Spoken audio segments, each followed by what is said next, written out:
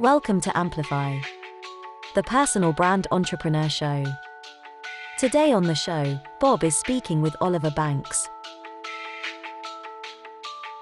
The fact that so many of these digital tools now allow anyone to jump in and get started. You know, you could open up a new e-commerce store this afternoon, you could start a podcast this afternoon, launch a YouTube channel this afternoon, whatever. And I think that offers huge freedom. But like you say, if you succumb to the fear of failure and ridicule, then it's never going to get off the ground. Hi there and welcome back to the Personal Brand Business Show. My name is Bob Gentle, and every week I speak with incredible people who share their secrets to building, marketing and monetizing your expertise and intentionally growing a unique personal brand and a mindset you need for your business to grow and thrive. If you're new to the show, then while you still have your device in your hand, and take a second to subscribe. And if you're on YouTube, you could also like the video while you're there. It won't hurt. It will really make my day. And if you are a regular listener, then please share this show with just one person. It's the very best way you can help the show grow and help me reach more people. And again, if you are watching on YouTube, like and subscribe. And a comment will also help the algorithm. So this is an interview I've been trying to get for a long time. Oliver Banks, welcome to the show. There's so many questions I have. Thank you so much. It is a long time coming, but I can't wait. We're going to jump into loads of fantastic topics, I'm sure. So one of the reasons I'm really excited about speaking to you is I speak to lots of what I would call internet people and authors of marketing books and things like that. But a lot of my clients are not that. A lot of my clients are mainstream business owners, consultants and coaches who aren't from internet land, or they don't have a digital marketing background. And you're one of a very few guests who is really excelling in what I would call a mainstream consulting business. So you don't come from internet land as such, do you? No, not at all, really, I would say. So very much focused on consulting in, I suppose, a classic sense of the word, you know, really diving into a client's challenges. The closest I get to internet land is e-commerce, because I focus in on retail and retail transformation and change. And it's a fantastic business to be in. It's something that I was in a corporate job before setting up my own company back in 2015. And I love the industry of retail, the industry of shopping as well. It's so deep, actually quite complex as well, which is entertaining for someone like myself. So let's maybe begin with the work that you do with clients. Retail transformation is almost, you could say it's quite a vague description, because retail by definition is constantly in flux. It's constantly transforming. Yes. Especially, well, I think that's not even true. I'm just thinking back from when I was a kid in the late 70s through until now. It's been a constant process of transformation and evolution. Yes. What's your role within that process?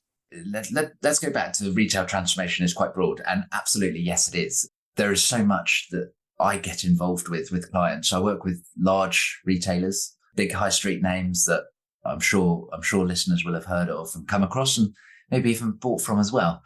And I suppose my focus is not so much on the what of change and transformation. So I don't specialize in, you know, let's say CRM systems or warehouse processes or whatever, but very much on the how. So working really closely with the organization, making sure that you've got the right aspects of collaboration, for example, across these big complex corporations that really ultimately focus in and use the expertise that is in and inherent within the business to drive transformation. I think one of the things I'm always curious about in your kind of business is, what is the catalyst in an organization that leads them to hire somebody like you? Because like I said, change is a constant in these organizations. So something must happen in an organization in order for them to decide, okay, we need to become more intentional about this specific change.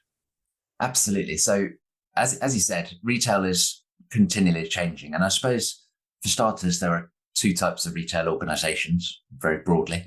There's those that recognize the change and decide to do something intentional about it, and those that don't. And I'm sure we can all think of examples of those companies that have unfortunately gone by the wayside, and they have not been able to change and transform and stay relevant. So let's stay with that first group of companies. There could be any number of different challenges that the business is facing. It could be facing, for example, performance issues. So sales lower than target, particular KPIs and metrics not hitting expectations, for example. Or there could be opportunities, positive growth opportunities of, we see this particular niche and we want to go after that.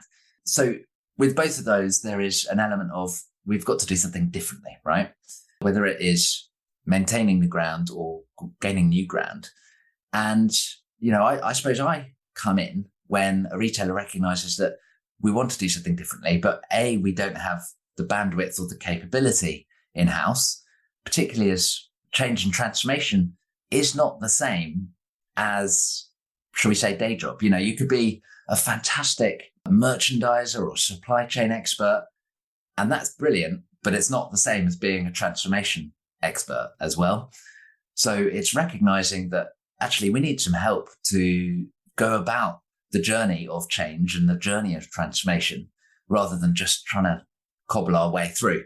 There's so much volatility in the world, as I'm sure we all know, that, we're on relatively thin ice as businesses now.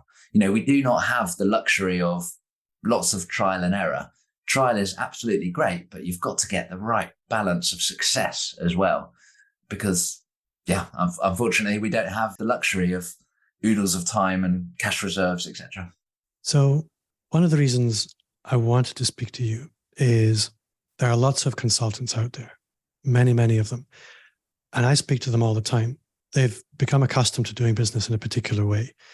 They maybe go to networking groups, or they try and build a little bit of a presence on social media. But it's a hamster wheel that is very difficult to escape. And then there's you, who is consistently visible, consistently moving forward, and consistently quite obviously doing something different. And I kind of know what all the moving parts are there to an extent.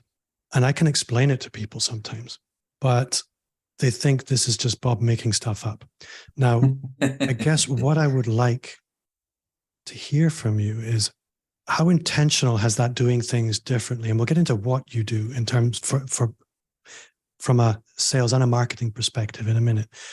But you clearly could see all these traditional routes to market and decided to do something different. What did that process look like for you? So there's a lot of experimentation that I ended up going through. I remember probably quite early on in my own business, probably 2016, probably starting to do webinars, for example. And I thought, this sounds great. Let's do a webinar. And running into roadblocks where, with Zoom as my platform, it was just blocked by corporate accounts, because it's this company called Zoom that we've never heard of. Why are we going to let our users access this to be able to stream video? Why would we want to do that? And actually, it was too early for webinars, right? But I wouldn't have recognized that without trying. And so I've tried several different experiments. Some worked, some didn't.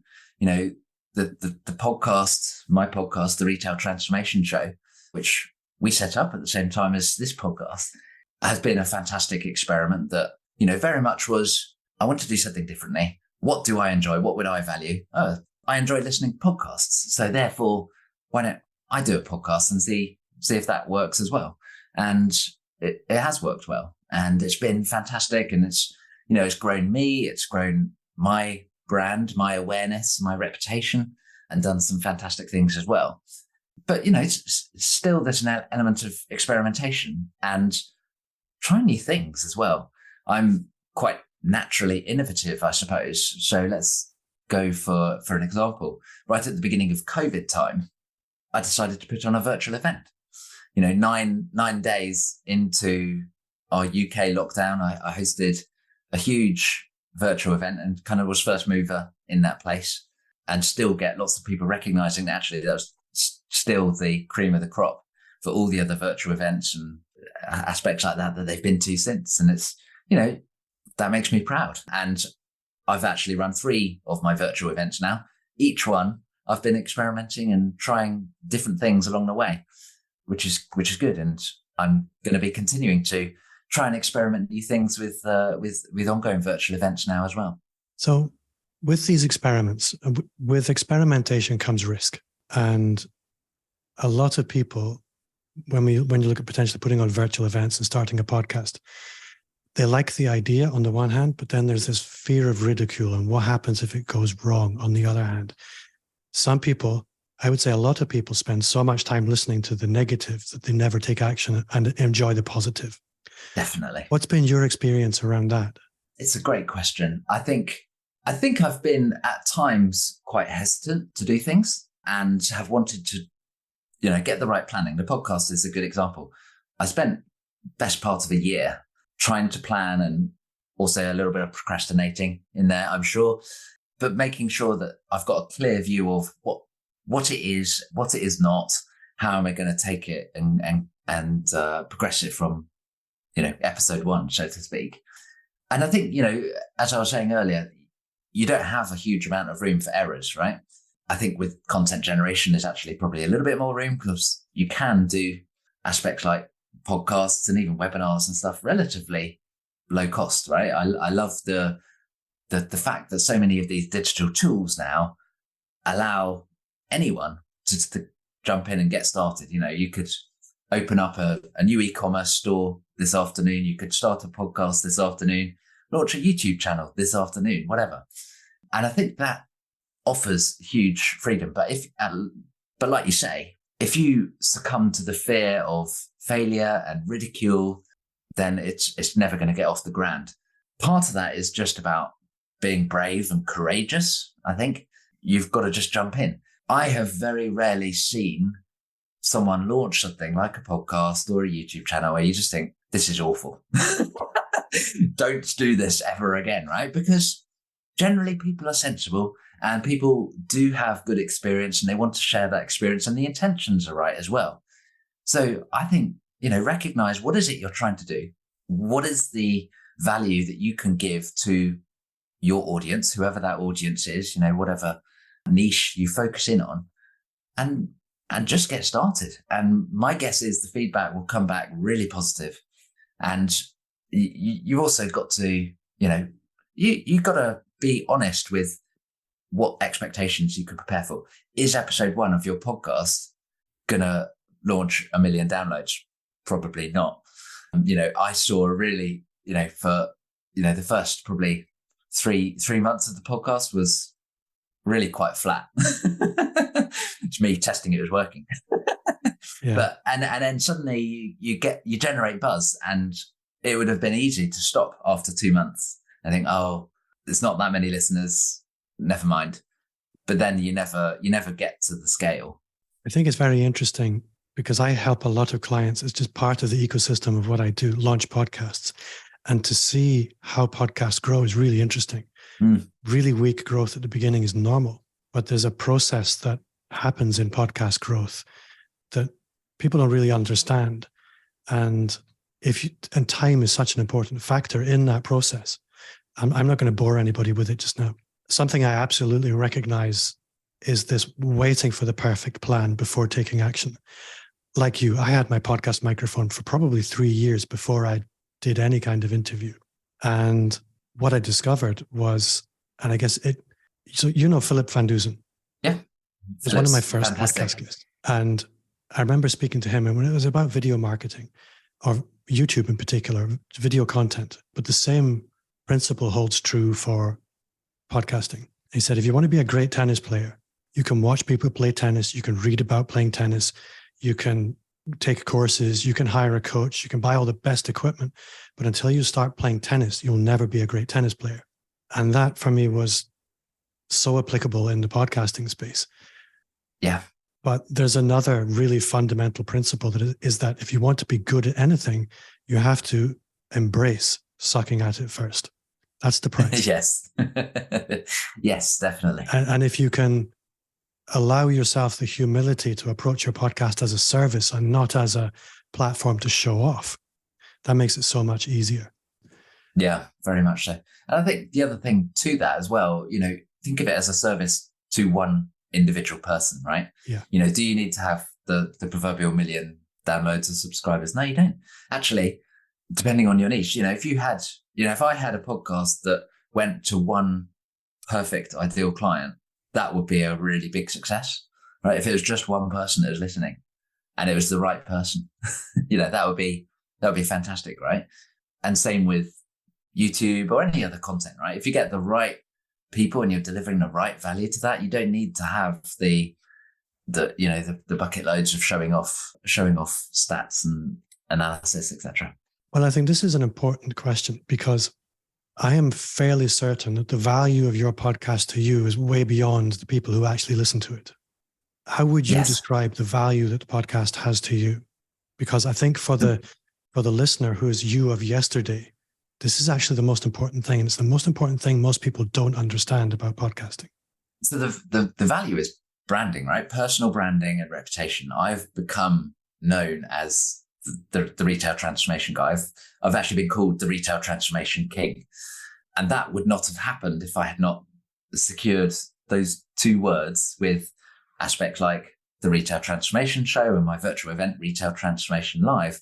And I think it just allows you to go in and stay focused, much better than, say, calling it the Oliver Banks Show, which could be a bit, what's that about, right? Particularly unless you're a celebrity, right? But it allows you to position yourself as a specialist on a particular topic. I don't like to use the word expert. Expert is what other people dub you. But if you position yourself as a specialist, they're more likely to think of you like an expert. And is your show largely solo content? I go for about 50-50. So half are guest interviews with a huge selection of different people that either sort of play in or around the retail industry, as well as a few more abstract guests as well. We've had, for example, a Spider-Man comic book writer as one of the guests, which has been fantastic.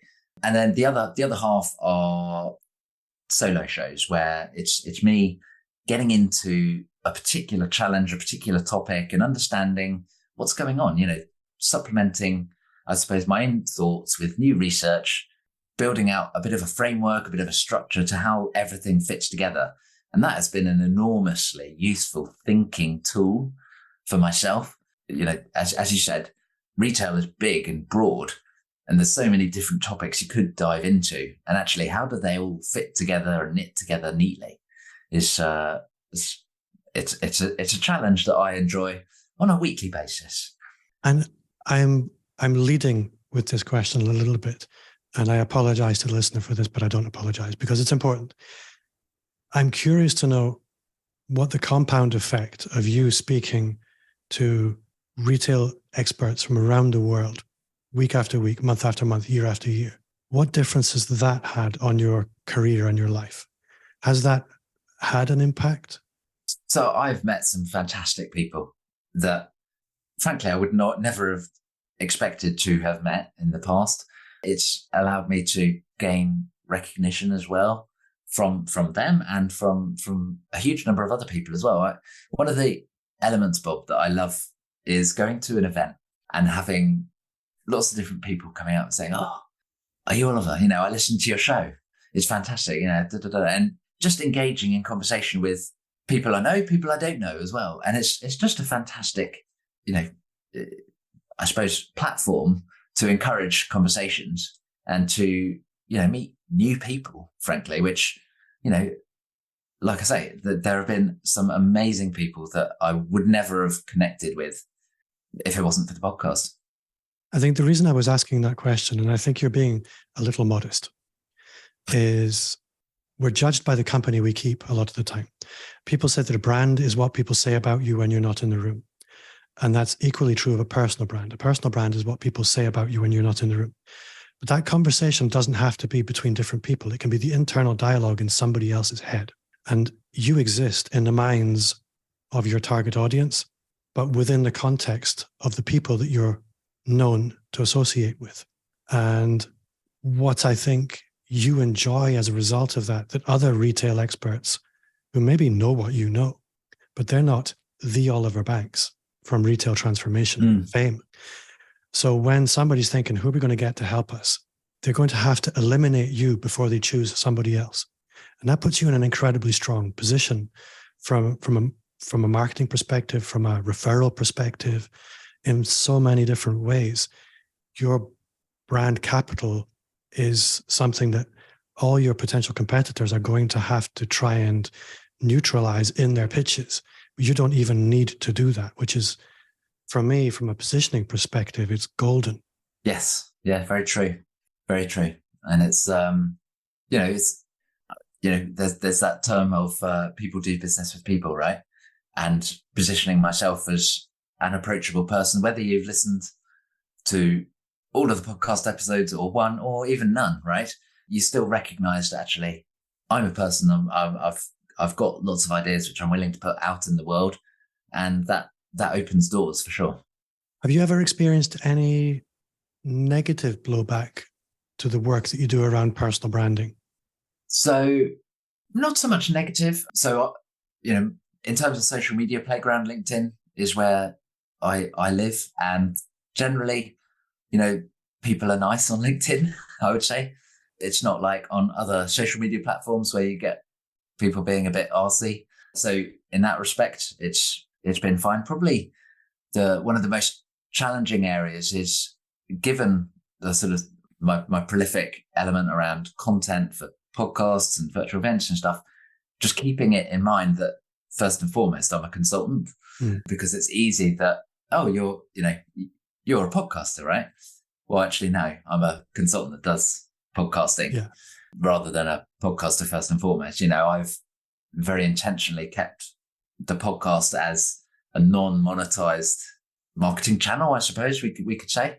And so, if I become just a podcast, I get very poor very quickly. Yeah.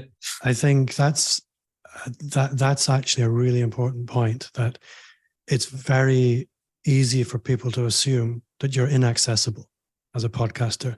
If you can be a victim potentially of your own success, and people think, well, he must be far too expensive. We could never afford him, or he won't be available because he's so high profile.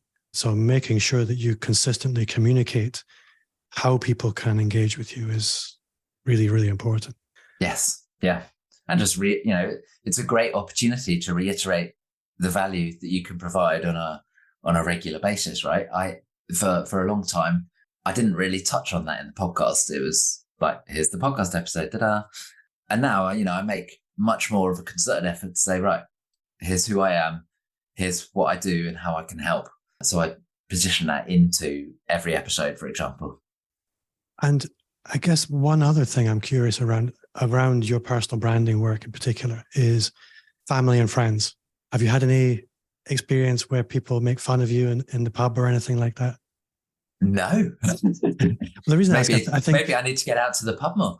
I think the reason I asked this question is I'm putting myself in the mind of somebody who's looking at Oliver Banks and thinking, maybe I could try something like that.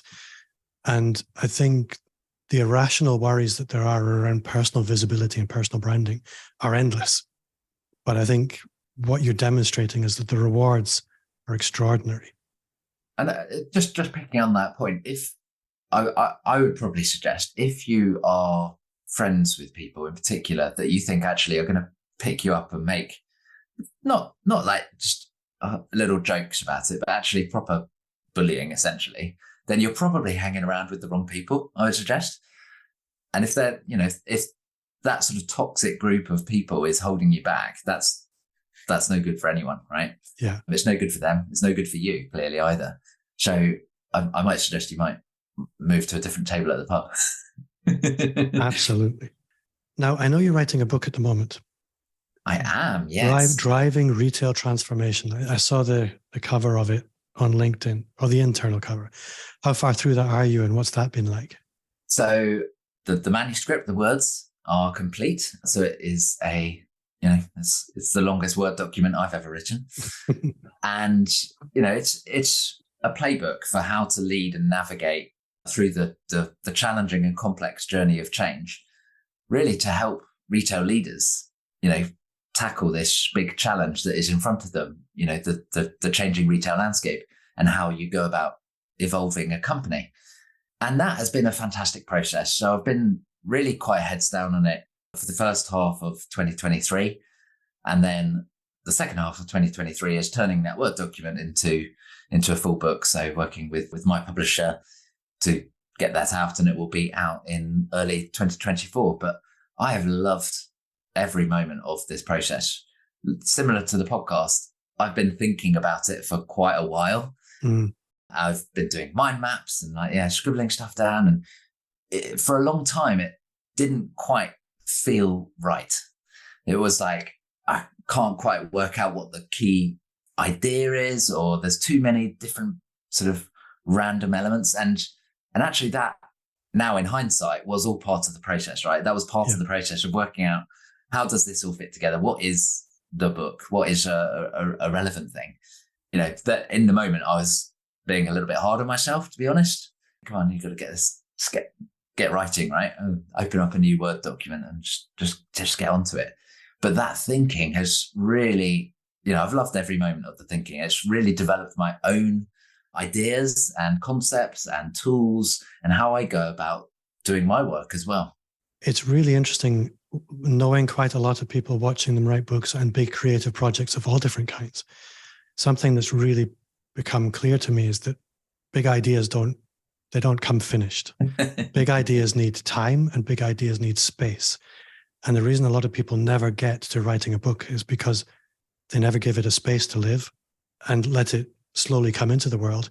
And they never give it time to grow and time to evolve. Both of those things are really important. Yeah. And, it's the concept of writing a book in its most basic sense is really quite simple, right? Open up a Word doc, tap, tap, tap, 50,000 words later, you're done. But actually that thinking to get this big idea ready is what's most valuable. And that's, it takes time, right? Like you say, it doesn't just pop into your head. Certainly in a piece of content, the scale of a book, you could write a social media post, for example, or even a blog post on an idea that has just popped into your head. The depth that is needed for a book is on a whole nother level. So one question I would like to ask you, because the answer for this is always interesting. It really comes back to sales and sales process and how opportunity comes to you. Opportunity can come to us through outbound sales, knocking on doors. It can come through inbound inquiries through content or search. It can come through ads, and it can come through relationship.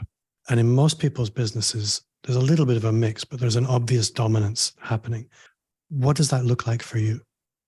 So I think fairly naturally, the content side is quite important, and that drives a lot of inbound conversations.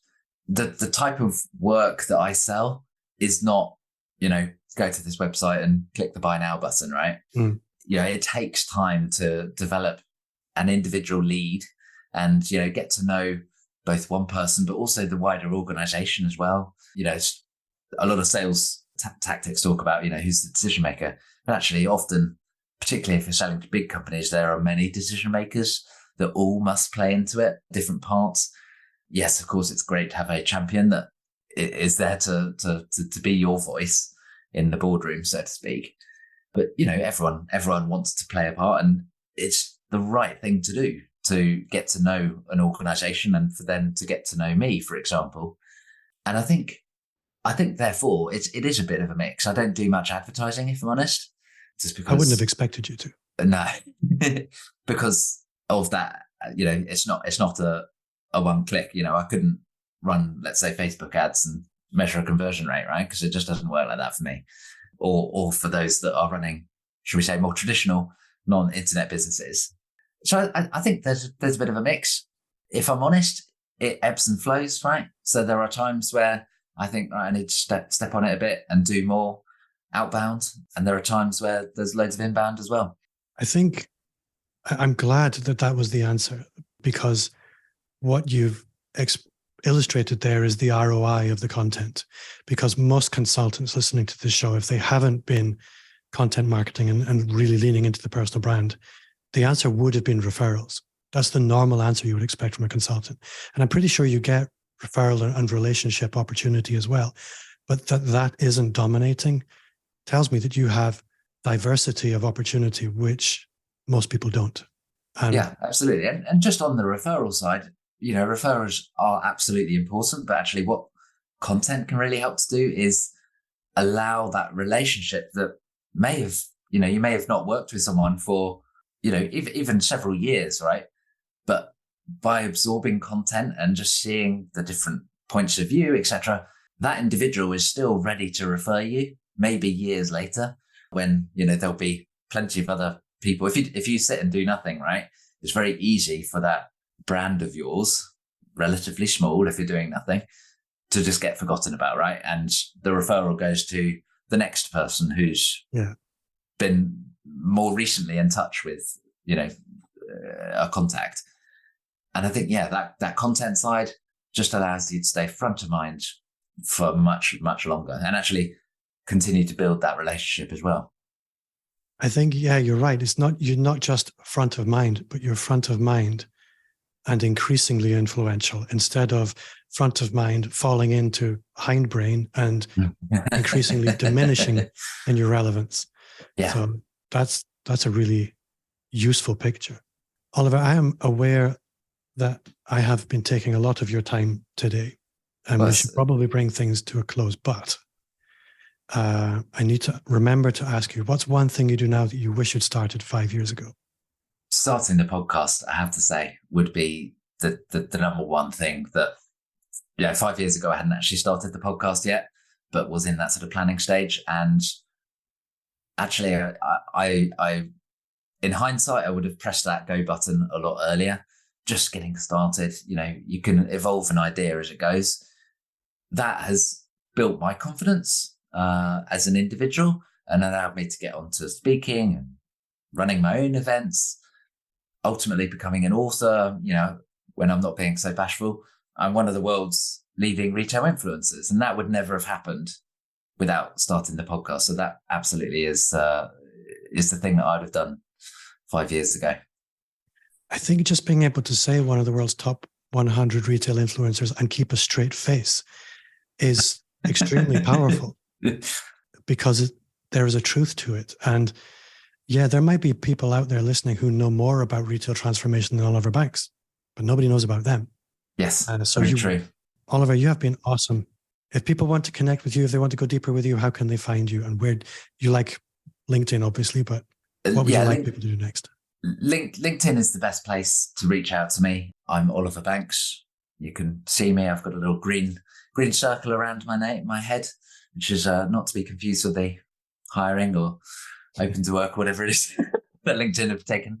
So LinkedIn is absolutely the best place to reach out. I do have a briefing as well, a retail transformation briefing, which is my email newsletter, which gives you a lowdown as to how the retail industry is evolving every single week. So if people want to reach out on LinkedIn or sign up at obandco.uk/briefing, then those are the best two options. I will put links in the show notes. And if there's any consultants listening thinking, I would like to maybe have a look at what Oliver's doing and see what I could do, just type retail transformation into Apple Podcasts. And you're pretty much number one. Good to know. Oliver, you've been awesome. Thank you so much for your time. I've had a great time. It's nice to finally catch up with you after this pandemic nonsense. It is, absolutely. Bob, it's been a fantastic conversation. Thank you so much for inviting me on. You are very welcome.